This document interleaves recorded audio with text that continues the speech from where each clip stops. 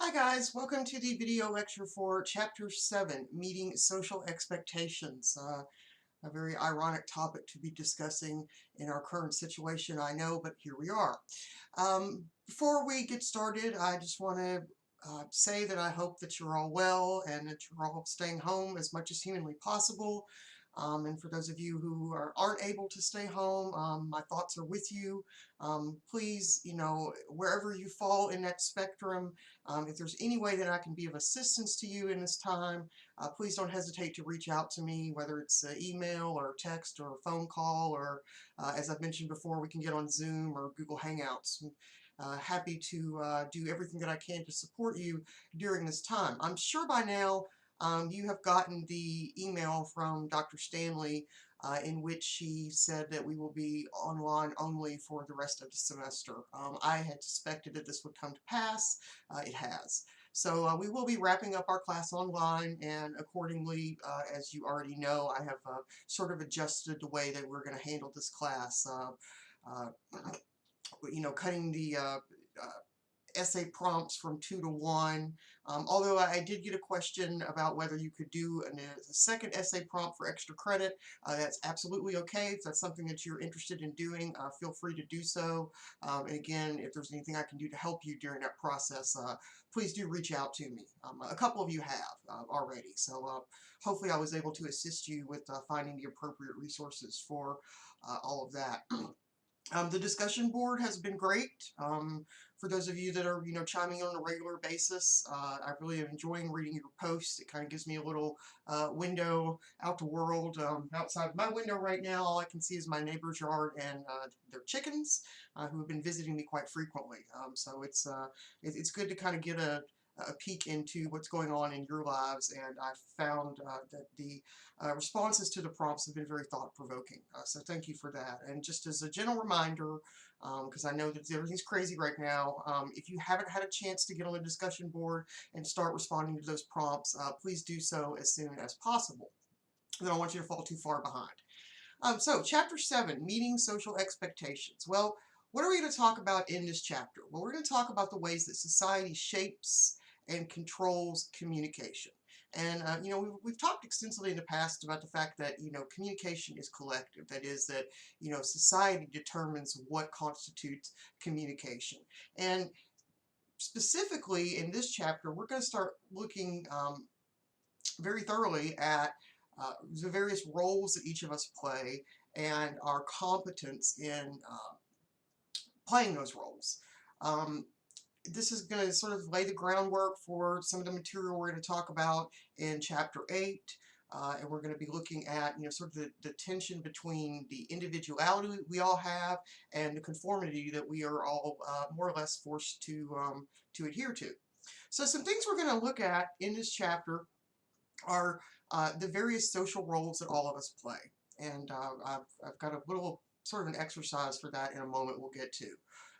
And we're going to look at, what happens when we are unable to fulfill the roles to which we have either, volunteered or been assigned.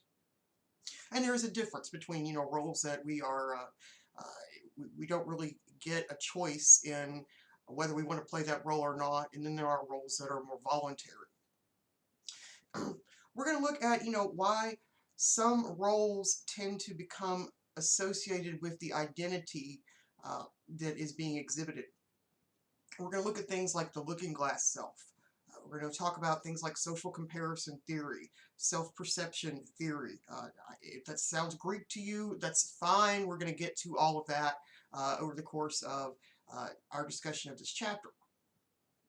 We're going to look at the way that we actually manage our role identities through things called face work, role sets, the personal front, ensemble acting, and we're going to look at other ways in which we manage our various roles.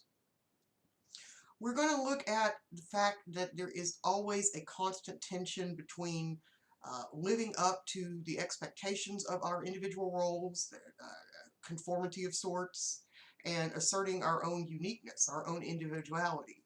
And, when we have to conform to specific roles, and when it might be okay to violate the expectations of those roles. So we're going to look at that tension between conformity and individuality. So, in thinking about meeting social expectations, how does society shape identity? Well, here's the thing. You know yourself better than any other person can possibly know you because you've been with yourself since you were born. That being said, you have a self-identity that is not necessarily the same self-identity that others have of you. Now, we can all look in a mirror and see a reflection. We can all, take out our phones and take selfies and, have photographs of ourselves. So we can physically see ourselves, but internally, we can't. We cannot see ourselves. So we rely on others' impressions of us and their feedback to us based on those impressions to form our own impressions of self. It's called looking to others for, self-validation, looking to external factors outside of yourself for validation. Now, this is something that we do from birth, and this is something that we do in all of the roles that we play. Think about the times that you have looked to other people for self-validation. From birth, you've looked to your parents, to validate your identity. It's a model identity for you also, but also to validate you as a person. You get a little older and you start making friends and you look to friends to validate you. You get into a romantic relationship, you look to, a significant other to validate you. You get even older, you have children of your own. You look to those children for validation that, you're doing a good job as a parent. All of us work to, somewhere doing something, even if you're a full-time student, that's a job. And so we look to our bosses for validation. And usually that comes in the form of not getting fired and continuing to receive a regular paycheck, and you're getting a raise in pay when, we've been with the company for a specific, a long period of time. So we look to our bosses to provide that validation for us in the form of those some people call them rewards, but I think that you earn your paycheck, so I think it's a bit of a misnomer to refer to it as a reward, but it's an incentive. It's an incentive, and it's an incentive that that our boss provides for us when we look to them for validation. It's a form of validation. You as students, you look to your teachers for validation. Every time that you're in class, I know you're not really in class right now, or if you are, it's maybe a Zoom meeting class, and so the experience is very different. But when the teacher asks a question during a lecture and you raise your hand and you respond, and you have the correct answer, and the teacher says, "Yeah, that's a great response," that's a form of validation, and you're looking to your teachers to provide that validation, both in class, in person, and in the form of, grades. So we're always constantly looking to other people to validate who we are as people. Why? Why do we do this? Well, we are social animals. We have a herd mentality. And I hate to break it to you, but most of us are going to spend our lives following rules that other people have made. That goes for me, that goes for you. There are very few people that I can think of off the top of my head that don't have someone to whom they are accountable and don't have certain rules that they have to follow. Yes, I'm in charge of my class, I'm in charge of my syllabus, I'm in charge of the content to some degree, even though sometimes I'm given specific books to use and told that I have to use those books. They're usually good books, so that's not really been an issue.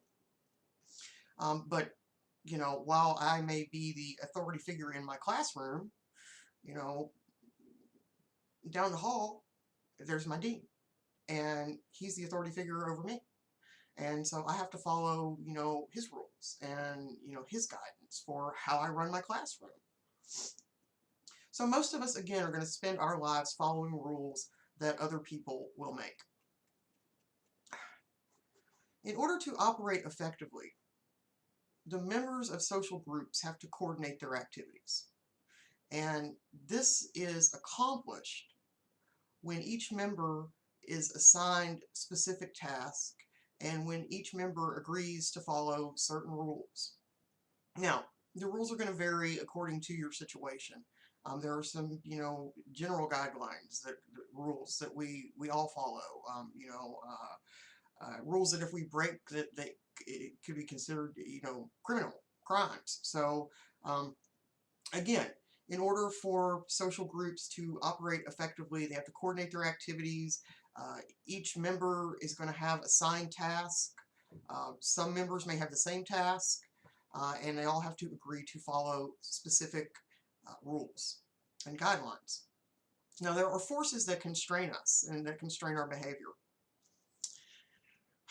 And I know this is one that's probably affecting a lot of you right now. Economic sanctions. In terms of, your finances and what you make and how you're able to pay your bills. I love my job. I've told you that before. It's certainly challenging lately, but it's also been kind of interesting in new ways. So this has been a bit of an adventure. And I couldn't afford to do this for free, but I don't do it for the money. I am rare in that regard. Most people don't like their jobs. Why do they continue to go to work? Well, because they need a paycheck. And so there are economic sanctions that constrain us, that force us to play certain roles, sometimes roles that we don't necessarily want to play. I talked about the fact that, there are some rules that if you break, it's considered a crime. So there are legal sanctions that constrain all of us. Hopefully this will not come as news to you, but, it's illegal to kill people. Even the people that you might be stuck in your house with that you were, sick of seeing right now. It's actually illegal to kill them, so keep that in mind. So there's economic sanctions, there's legal sanctions. These are, forces that constrain our behavior. Another force that constrains our behavior is the desire that each of us has to uphold the standards and the moral customs of our own communities. And we have a shared community here at WCCC. We're all part of this academic community. But when you I was just going to say when you leave here, but you're where you're going to be when you leave here. If we were in the classroom, I would say that when you leave here, you're going to go into your own individual communities, and it might be your community at home. It might be your actual neighborhood. It might be your community of friends. It might be your community of faith. It could be your community of your workplace, or your community of your coworkers and your boss or bosses. So we all have a desire to uphold certain standards and moral customs according to our community. And we have shared communities and we have individual communities, so that's important to keep in mind. And sometimes there can even be a clash between the standards and moral customs of our individual communities with more general communities, which we'll look at in more detail. Another force that constrains us is that we have a fear of being ridiculed. We don't want to be made fun of. We don't want people to say negative things about us. We don't want people to see us fail. Unfortunately, at some point, we all fail. And, hopefully, during those times, you're surrounded by people who will support you and help you to turn that failure into success, but, oftentimes we're not. And so we are constrained by the force that is our fear of ridicule. Finally, we are constrained by our fundamental need for inclusion. Some of you may be having more alone time lately than you usually do, and there are certainly those among us who are more introverted by nature and prefer to keep to ourselves.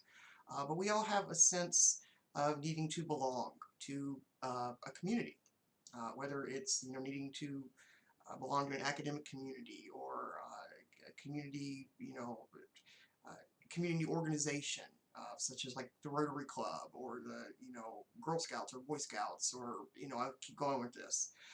We all have a fundamental need to be included in a community, whether it's a very small community or a very large community, or whether we're included in a number of communities. We are, as individuals, to a large extent, who our culture and who our community wants us to be, and that's important to remember. So I want to talk a little bit about roles, and I want to ask you, and this might even be a point in which you want to pause the video and take out a piece of paper or bring up a Word document on your computer. I want to challenge you to think about the various roles that you play as an individual. And I put together sort of a little interactive, or as interactive as we're going to get under the circumstances, presentation about roles. And I started thinking about the various roles that I play in preparation for discussing the roles that you play. And I'm going to put something up on the discussion board asking you to elaborate on the different roles that you play. So this is a good practice for that discussion board prompt that's going to go up. Probably put it up by the end of this week. So it'll probably be the prompt for this coming, not this week, but the following week. I've already got the prompt up for this week. So I started thinking about the various roles that I play, and I sort of kind of listed them in order of importance to some degree. Number one, I'm a mom. And that's, to me, the most important role that I play. And it informs all of the other roles that I play. And if you have children, you know what I'm talking about. I am someone's daughter. I actually have 3 fathers. I know. My mother's second and third husbands are my stepfathers. Actually, her second husband was my adoptive father, so he adopted me. Anderton wasn't my original last name. Fun fact for you there. So I am someone's daughter.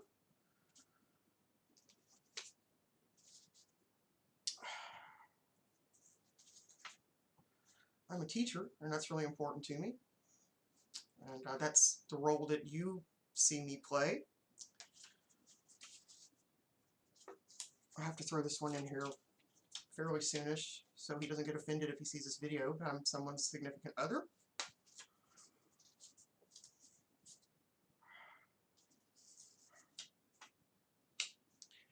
I am someone's best friend. I actually have 2 best friends, which I know, how can you have 2 best friends? But I do. One of them is my sort of childhood high school best friend, and the other one is my best friend who lives here in southwestern PA.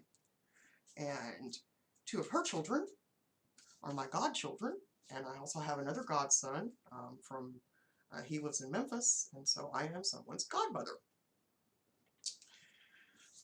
And I probably should have done this one before best friend, but she's not going to watch this video. Or actually, probably none of them are going to watch this video, but I actually do have some brothers and sisters, and I love them all dearly. We've talked about this in class, so I'm someone's sister. And that actually, I didn't do a post-it note for this because I didn't think about it at the time, but my sisters and brother, well, my one brother has like stepchildren, so I mean they all have kids, so I have nieces and nephews. Too many of them to name. I have other friends, more than 2 friends. I know that's hard to believe. If you look at Facebook, I have like 900 friends. And I don't even know most of those people. No, I'm kidding. I do know most of those people, but some of them I have not met in person. This is really important, and it probably should have come a little earlier in order of importance. Maybe up there with teacher, but I am a writer, and I am an author.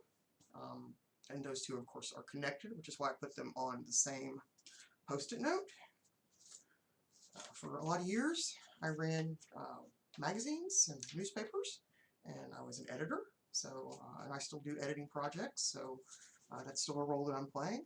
And then just 2 nights ago, I was inducted into the board of directors for the Mon Valley Academy for the Arts. It's in Charleroi, PA.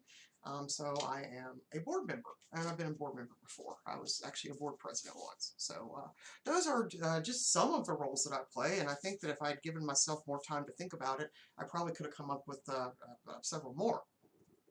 So, think about the various roles that you play and be prepared to talk about that in the prompt on the discussion board. I really wish that we were in class for this because I'd love to have this sort of in-person experience where I get to hear these in real time, but I'm looking forward to your responses on the discussion board, so keep that in mind. So, our role contributes to our sense of self, and how well we play each of those roles contributes to validating ourselves as individuals. Most days I think my daughter thinks I'm a pretty good mom, and so that makes me feel pretty good. And I think both my parents still claim me, so that's a plus. I try to be competent in my various jobs, and as a teacher, as a writer, as an editor. Um, I'm actually helping the board president of the academy right now uh, with getting us set up in the online environment, which is kind of unusual because one of our missions is to do concerts. We do concerts series over the summer. And I'll give you some more information about that in case we are actually allowed to still hold those events this summer. You might enjoy some of the live free music events. So again, who we are is determined to a large extent by who our culture, our community wants us to be. And some of those roles we looked at are, roles that are sort of thrust upon us, for lack of a better term, and others are ones that we choose. They say that, you can choose your friends, you can't choose your family. Hopefully you have a good relationship with the members of your family, but I know not everyone does. So again, those are just some of the roles that I play, and I challenge you to think about the roles that you play. So as we, as individuals, begin to develop our sense of self, which is something that happens very early on, from birth even, we are confronted with one of the most enduring dilemmas of social life. Whether we conform to social expectations and present ourselves as one of the group, which speaks to our fundamental need to inclusion, which we just discussed, or do we deviate and be seen as an individual who sort of stands apart from the crowd? Well, which is the right choice? There's really not a right answer. And it's possible to do both. It is possible to conform to certain social expectations in order to be included in groups, as well as to deviate from those expectations and to be more individualistic. And some of the roles that we play, usually the ones that we choose, are going to be affected by that. When we conform to standard roles and rules, we are taking on what is known as a social identity. That is, who we are as part of the group, or who we are as part of the herd. When we resist standard roles, or we make up our own rules, we are forging a personal identity. So social identity is when we conform to standard roles and rules. Personal identity is when we resist those roles and make our own rules. And like I said, it is possible to have a social identity as well as a personal identity. In fact, very few people are only going to have one.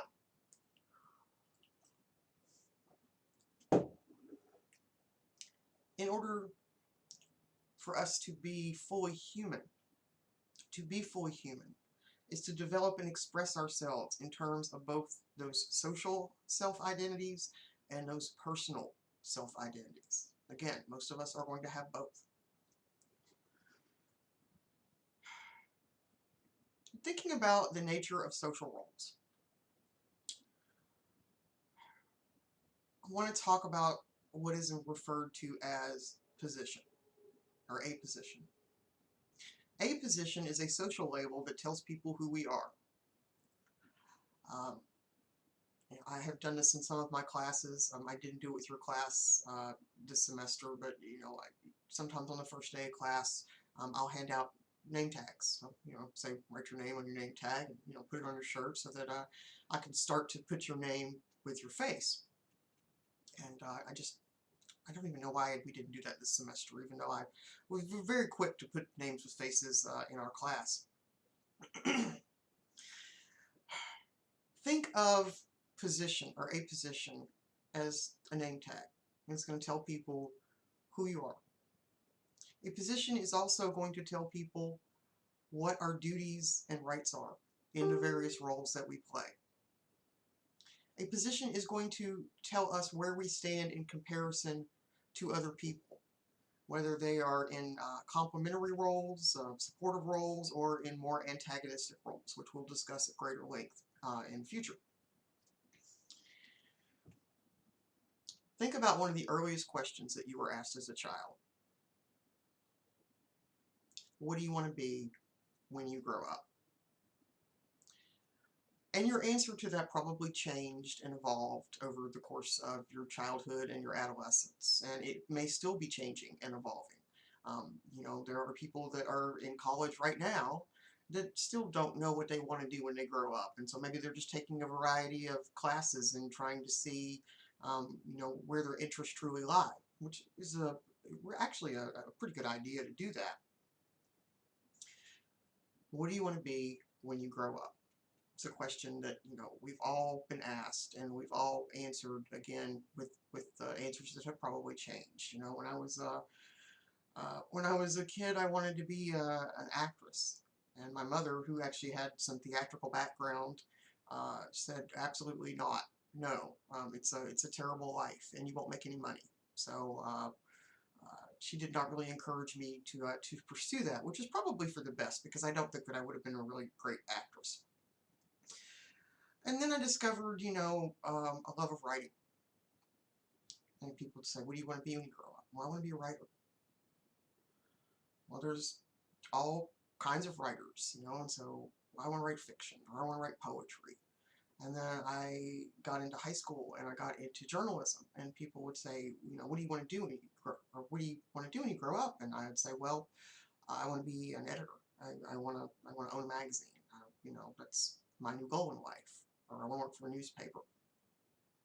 Although I really never wanted to be like a traditional reporter, although I have done that. And then I got into college. And I was just majoring in English. And I majored in English education when I first enrolled at Cal U. And I was, working there for, I did. I worked in the English department, but I was going to school there for about a year, and then all of a sudden I had this thought, I didn't really like high school when I was there. Why would I want to go back? And so I started talking with our department secretary, and I came to the conclusion that what I really wanted to do was not to teach high school, but to teach at the college or university level. And she says, well, you're going to have to, you're going to have to go to grad school. And so I started thinking about, eventually having to do that, and I did. And so, I was a college student, and then I was a graduate school student, and then, I got out of graduate school, and then 6 months later, they hired me here at WCCC, and that's all she wrote. And although I have played other roles, this has been the longest standing one. And it probably is one of the, I don't want to say one of the final roles I'll play, especially with, this deadly virus going around. I certainly don't want to say that, but it's probably the career from which I will retire. And once a teacher, always a teacher. So there's something to be said there. So that's what I wanted to do when I grew up, and as you can see, it changed and it evolved over time, and I adapted it to my current circumstances. Some positions are occupational. What do you want to do? What job do you want to have? What kind of career do you want to have? Other positions are going to denote place. For example, in your family, if you have brothers and sisters, maybe you're the oldest, maybe you were the first child, or maybe you're the youngest and you were the last born, or maybe you're that middle child, and all of the different stereotypes that go along with the first, second, and third children, or fourth, or keep going there. But that is a position that tells you where you fit into the family. Others indicate age, gender, prestige,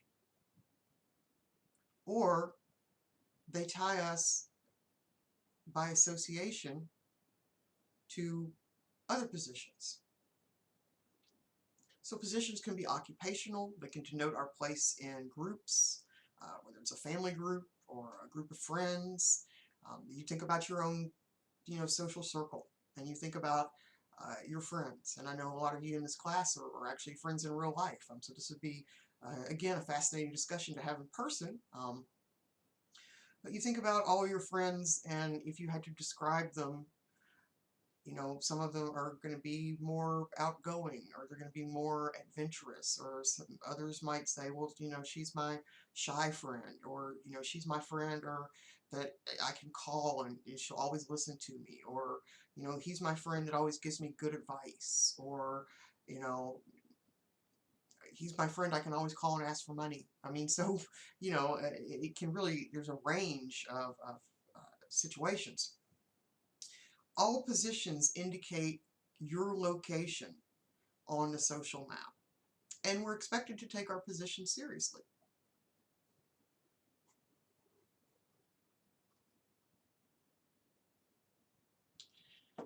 In thinking about social expectations, I want to talk about how we learn what those expectations are.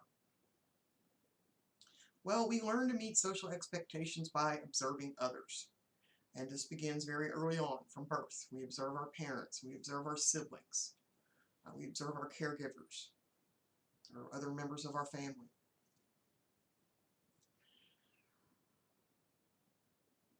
We learn to meet social expectations by receiving instruction. And this doesn't have to necessarily begin with when you go to school. You get instruction from your parents, again, from a very early age. Whether it's just simply, the instructions that they give you to keep you safe. Don't touch the hot stove, you'll get burned. We learn to meet social expectations through practice. And we learn to meet social expectations by experiencing praise or criticism. This is what's referred to as the carrot and stick approach. So when our behavior receives praise, we learn that it is behavior that we should repeat. And when our behavior is criticized, generally speaking, we give a second thought as to whether we should repeat that behavior, and we usually will adapt our behavior accordingly when we are given criticism. Not always, and it usually depends on the type of criticism. We respond better to constructive criticism than to what I refer to as destructive criticism. So in general, roles are generalized guidelines for behavior. They give us a general idea of how we are expected to perform in a given position. However, just as life does not come with an instruction manual, roles don't necessarily come with scripts, or at least not fully developed scripts. And to some degree, we have to improvise in our given roles.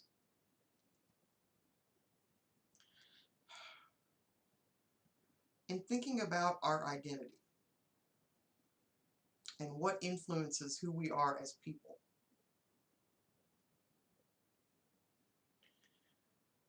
our roles, the roles that we're assigned, the roles that we choose, they affect what we believe about ourselves and about others. And usually, when you first take on a role, there's a learning curve, and it takes time to learn how to fulfill the expectations of that role. And in the beginning, this is very novel and maybe even fun. But after a while, the novelty sort of wears off. It's like, you get a new job, and you go into training, and you're very excited about doing this job. Even if you're just excited about the fact that now you got a steady paycheck. Well, 3 months down the line, that may change. You may no longer find the job to be fun and or challenging. The novelty has worn off. Now, as mentioned before, most people have multiple roles that they're going to play. I think I just held up like 12 different roles that I play, and that's certainly not a comprehensive list of all the roles that I play.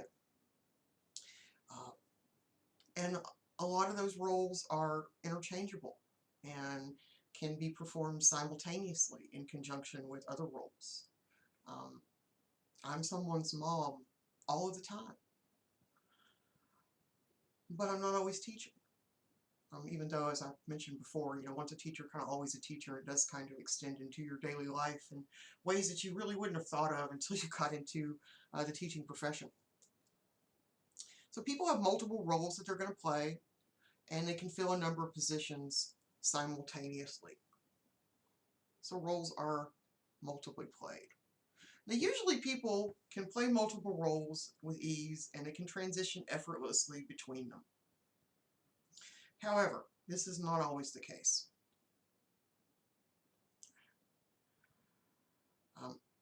As a teacher,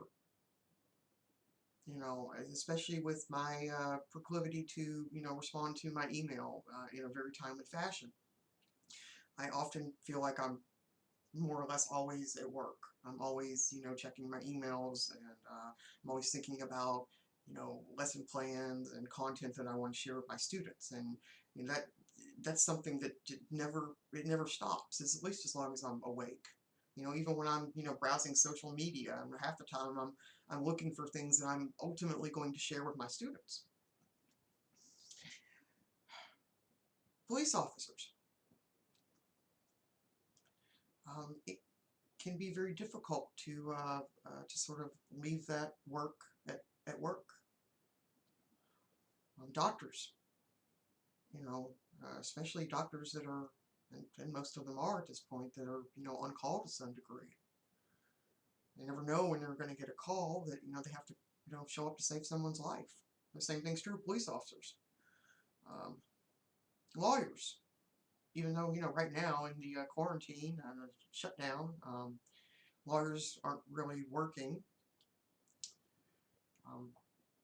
But it can be very difficult to leave that work, at work. Nurses, anybody in the healthcare profession, you just, it's, you're sort of always on. We could keep going with this. There are a lot of roles that it is somewhat difficult to transition sort of seamlessly between those roles. There's an old saying that the cobbler's wife has no shoes, and the cobbler is someone who makes shoes. And the reason that saying exists is because the cobbler is so busy making shoes for everybody else that he's not necessarily making shoes for his family. That's a pretty old adage, but it still stands true.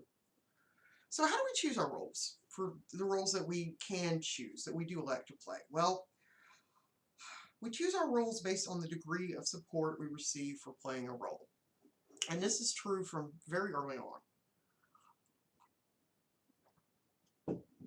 And to some degree, our parents or caregivers are going to shape the roles that we play based on, how supportive they are and what roles they want you to play.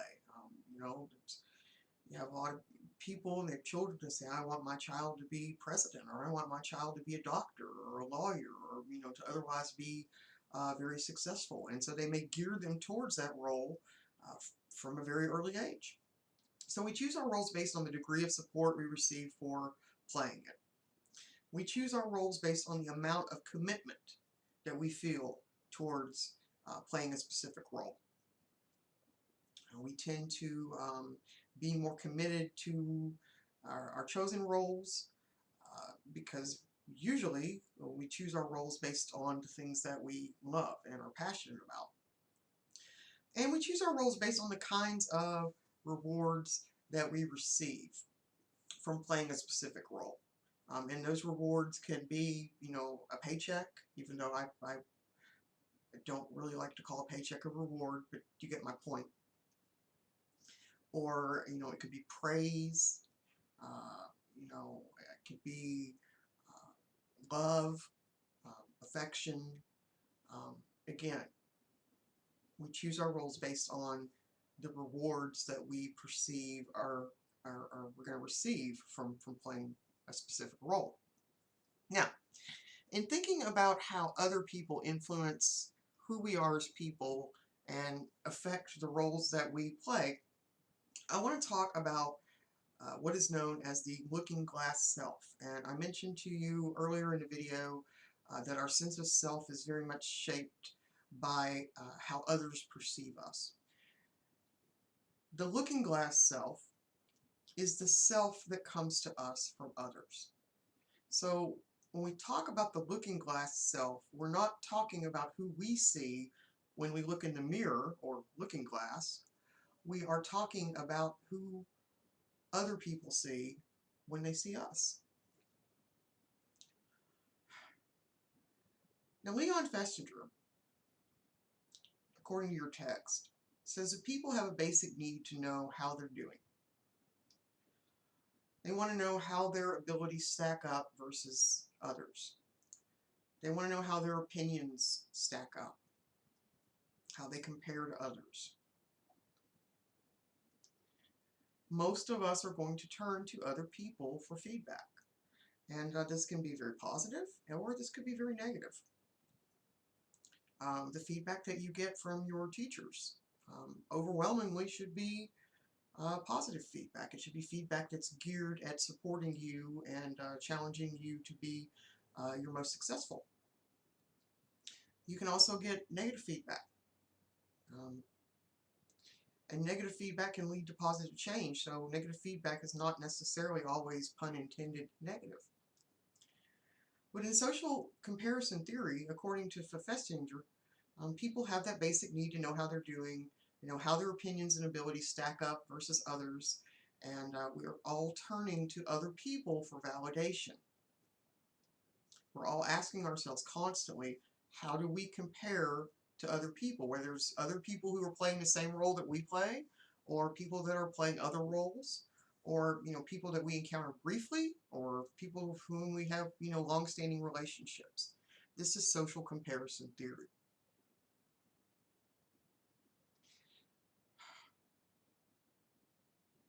In thinking about our commitment to the roles that we play, and we know that we choose our roles based on the amount of commitment we feel towards that role.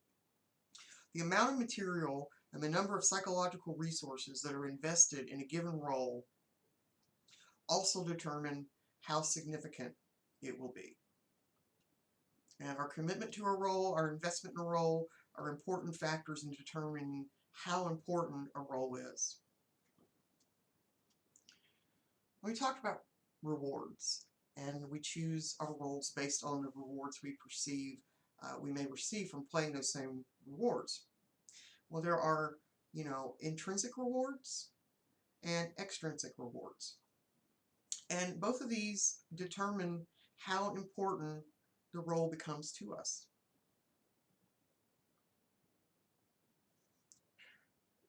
We've all done things that we didn't necessarily get paid to do, but we did because it was a good deed.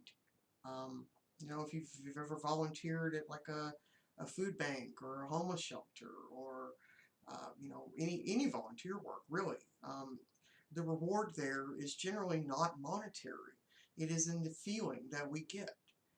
The feeling of having accomplished something good, the feeling of having contributed in a positive way to society. And that's a reward in and of itself. Then there's the reward that is more physical in terms of money.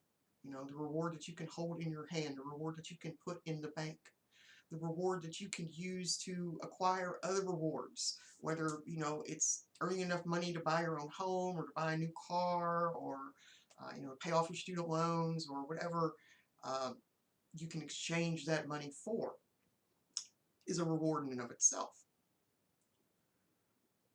The rewards that we receive from playing a specific role is going to determine how committed we are to playing that role. I've done a lot of work with nonprofits and volunteers, and usually people start off when they first express interest in volunteering, and they're very gung-ho, and they're very excited about volunteering. But you have to watch for burnout, because people take on too many volunteer responsibilities and then not be able to complete any of them well, and that can lead to burnout and to feeling less appreciated, and that's something you have to think about.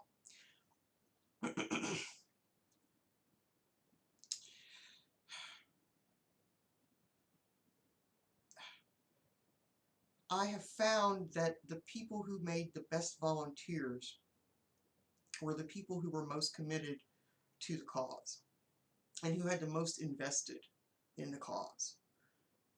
And so someone who would volunteer, maybe once every 3 months, while still a valuable contribution, would not be as important as someone who was more invested in the cause and was constantly volunteering, every week. What can I do? How can I help?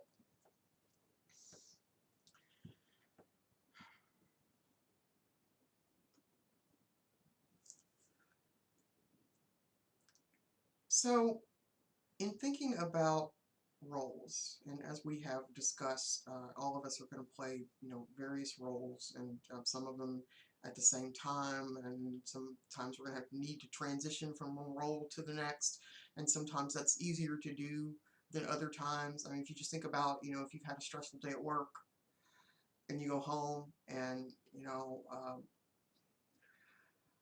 and you're with your family, and you love your family, and you enjoy spending time with them, but you're just so tired from that really long day at work, from maybe dealing with idiotic people, especially if like you're working in retail right now. I'm sure that that's something you're encountering.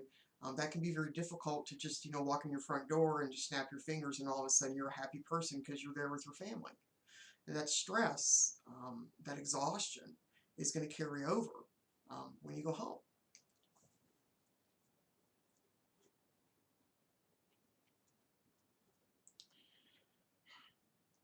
I think I want to stop there. We actually do have some more material that we need to cover for Chapter 7. It's my goal to get another video up this week, finishing this chapter. But I just looked at the clock on this video, and we're hitting the 50-minute mark, and I'm starting to feel like if we were in our physical classroom right now, you would probably all be packing up your belongings and giving me that hurry up look. I don't want to overwhelm you during this time. I know you have a lot of things that are going on. I'm hopeful that, by providing this instruction in the way that I am, that, it's something that you're able to access at a time that's most convenient for you. So I'll conclude this with just simply repeating kind of what I said at the beginning of the video. If there is any way in which I can help you right now, please don't hesitate to reach out, whether that's email, text message, phone call, Zoom chat, Google Hangout, whatever works best for you. Generally speaking, around and available. So please, again, don't hesitate to reach out. I look forward to continuing to read your wonderful discussions on the discussion board. So make sure that you are contributing to that discussion as much as you're able. And take care of yourselves. See you next time.